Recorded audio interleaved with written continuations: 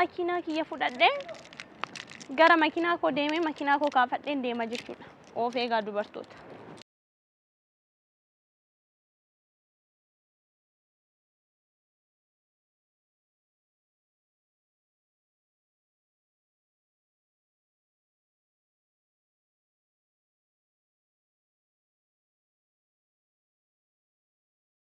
Akkam jirtu hordoftoota fi daawwattoota YouTube marti keessan bakka jirtanitti nagaan kiyya sinaa qaqqabu jecha haadha kaamaal hojjechuu dhufte warroota naan jettaniif akkuma yaa beektanitti hojii jalqabuufan deemaa jira. Hojii jalqabuudhaaf immoo ayyuu teenya zannaxii babbareedi faa jedhe eenyudhaaf jettee of qabda eenyuudhaaf jettee of cinqitaa warroota naan jettaniif kinoo faafash jedhee dhufeera.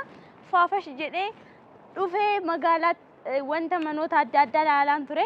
Mana kiyyas ilaaleen deebi'ee Finfinneedha mana koo ilaaleen deebi'ee iddoo adda addaa deemee jira. Amma booda ka ayyuu teechan karaa haarayaatiin ishee argitu karaa ammayyaawaatiin ishee argitu jechuudha.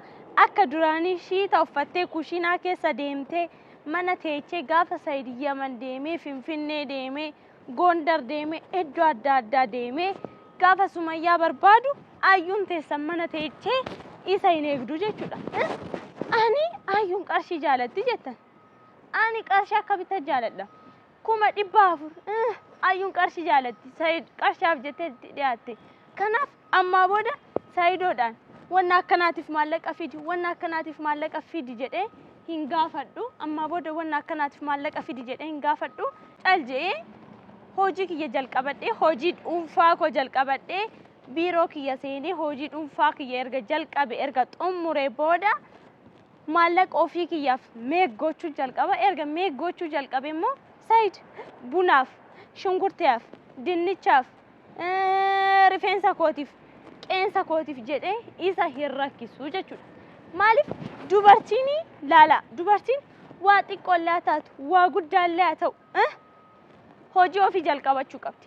Hojii ofii erga jalqabde akka barbaaddetti jiraachuu dandeessi. Akka barbaaddetti teessee nyaachuu dandeessi. Akka feete ta'uu dandeessi. Waa takka wanti dhibu takka illee hin jiru jechuudha. Kanaaf maal jechuun dhufee adda ayyuun teechan kaa hojii jalqabdee jirti. Biiroo jalqabdee jirti. Amma booda osoo mana keessattuu hojii dalagi. Mana keessattuu kushiinaa keessatti irbaata qursii kana dalaguudhaaf uffata haaraa uffadhee bareedee meekaappii koo didibadhee shambaa shanqaa jedheen hojjedha jechuudha.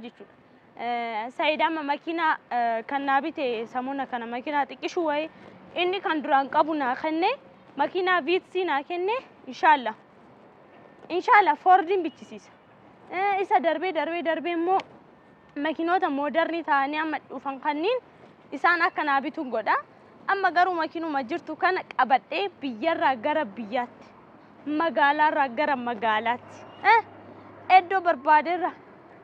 iddoo barbaadeerraa gara barbaadetti naanna'aa akka fe'eetti oofaa jechuudha. Hojii kiyyas jalqabadheera akkanatti shaallalaa akka feedhe taa'ee akka barbaade ta'een hojii kiyyatti fufaa jechuudha.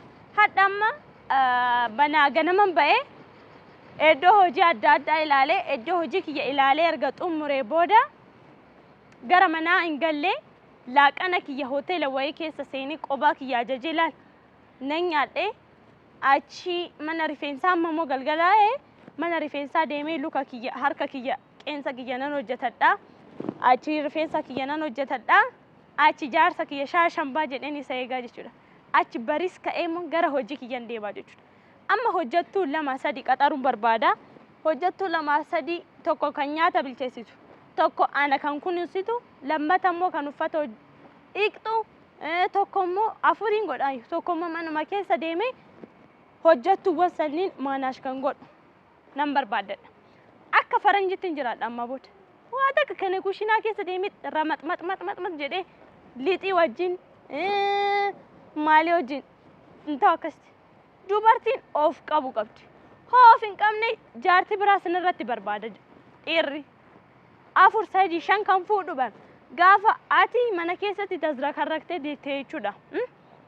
Kanaaf dubartiin of qabu qabdi. Amma Sumayyaan jaartii lammaffaa na jalaa fuudhe jaartii sadaffaa narratti fuudhe jetti miti. kana hunda kan sirratti fuudhe ati mana keessatti waan of hin qabneef akka jaartitti takanaan nabdee shiita uffattee asif achi hoofigduudha. Osoo of qabde osoo maallaqa irraa fudhattee deemtee mana rifeensaa dubartoota biratti deemtee babbareedde kuni hundi hin jiru. Ayyuun isaan gaarraa shawwadamtee jirti. Ayyuun isaan gaarraa shawwadamtee jirti.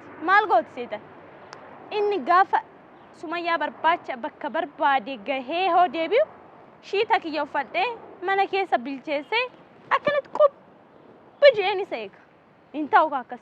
Hin ta'u. Ati dubartiin hojii mataa ofii qabaachuu qabdi.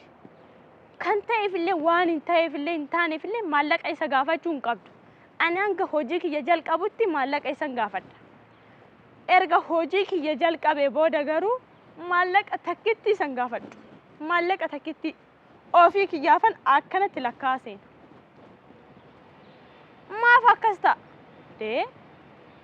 Maal jeegaaf kan ayyuun teenya meekaappiin dibattu garuu kan kanaa sirratti diramu fuula ishii kana maalii ishii kana sirriitti eegdi jedhe. Sirrii kaa of eeguun qaba. Dubartiidha bar babbareeduun qaba. Faafash jechuun qaba bar. Kanaaf ani dubartootaaf dhaamsiin qabu maalidha? Dubartoota keenya of hin gawwoomsinaa. Isinii dhiironni kan isin irratti 2-3 kan fuudhan 5 kan fuudhanii waan isin mana keessatti of hin qabnee fi waan fuulatti kennitanii fi waanuma garaasaa bilcheessitanii mana keessa waan teechanii fi hoo danda'amaa ta'e hojii mataa keessanii jalqabaa. Waan keessa yaada, waa'ee keessa yaada, waan ofii sirriitti yaada, of qabaa, of bareecha. Torbeedhaan deemaa mana rifeensaa babbareeda.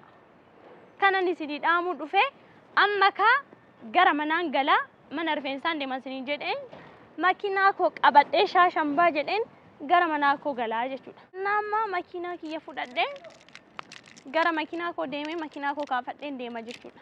Of eegaa dubartoota. Of eegaa.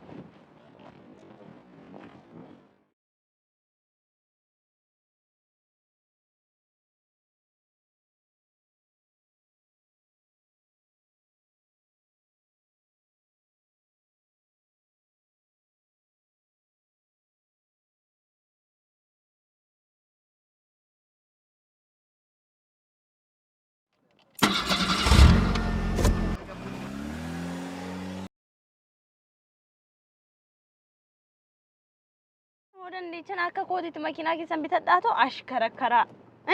Lukaan walii gad hin deemina.